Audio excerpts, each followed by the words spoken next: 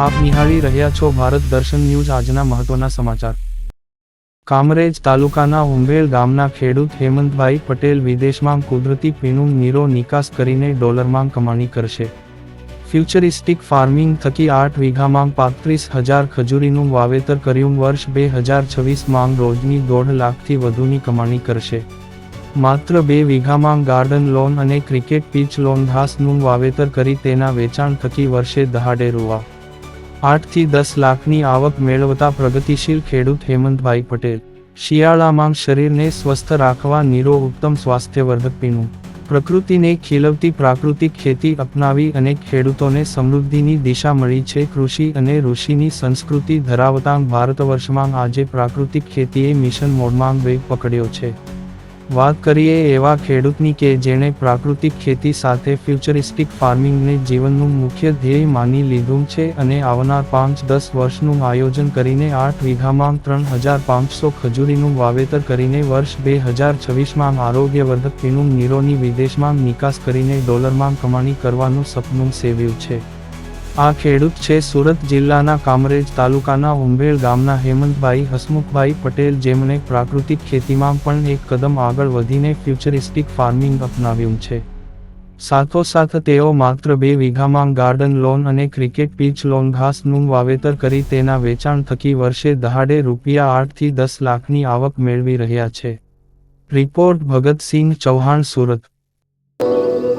મારું નામ હેમંતભાઈ હસમુખભાઈ પટેલ, ઉંભેર ગામના રહેવાસી છું, કામરેજ તાલુકો, સુરત જિલ્લા। હું 35 વર્ષથી આ ખેતી કરું છું અને 1 વીઘામાં ઓર્ગેનિક ખેતી કરું છું। ઓર્ગેનિક ખેતી સાથે નારિયેળી બી છે, 50 નારિયેળી છે, બધી જ જાતના શાકભાજીઓ બનાવીએ છીએ। બ્રોકલી, લેટસ, કોબીજ, ફ્લાવર, પરવળ, ગિલોરી, ટામેટી છે, મરચી છે, હલ્દી છે, એ 6.5 કર્ક્યુમિનની બી હળદ છે આપણી પાસે। એનો પાવડર બનાવીને ખાવા માટે આખું વર્ષ માટે ઉપયોગ કરીએ છીએ ને બીજે બધા જ શાકભાજીઓ બનાવીએ છીએ, બ્રોકલી, લેટસથી માંડીને ફ્લાવર, કોબીજ છે, પછી ફ્રૂટ બી છે, ડ્રેગન ફ્રૂટ છે, કમરક છે, જમરૂક છે, ચીકુ છે, પાઇનેપલ છે। અને બીજું એવું કે મેં 10 ખજૂરી રોપેલી હતી છેલ્લા 10 વર્ષથી। એની અંદરથી નીરાનું પ્રોડક્શન ચાલુ થયું છે છેલ્લા 4 વર્ષથી ને મને સારું લાગ્યું છે, એટલે મેં બીજા 8 વીઘાની અંદર 35,000 ખજૂરીના રોપ્યા છે અને એ 2026ની અંદર પ્રોડક્શન એનું ચાલુ થશે।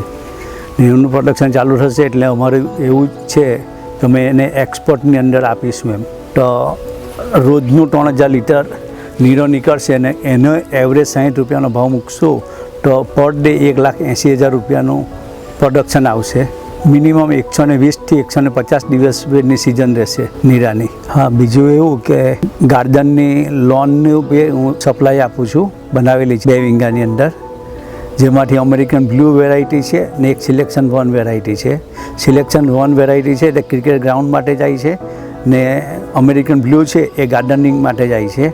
એને હું આજુબાજુની નર્સરીવાળાને સપ્લાય આપું છું, બારડોલીની અંદર, સચિનની અંદર ને સુરતની ઘણી બધી નર્સરીવાળા મારી પાસે લઈ જાય છે ને એ બીજા નર્સરીવાળા બીજા સ્ટેટની અંદર બી સપ્લાય આપે છે। એની અંદરથી મને સારી એવી ઇન્કમ મળે છે, 8 થી 10 લાખ રૂપિયા જેવી ઇન્કમ વર્ષ દિવસની અંદર મળે છે। ચલથાણ સુગંધની 1 એકર શેરડી 86,032નું વાવેતર ગયે વર્ષે કર્યું હતું।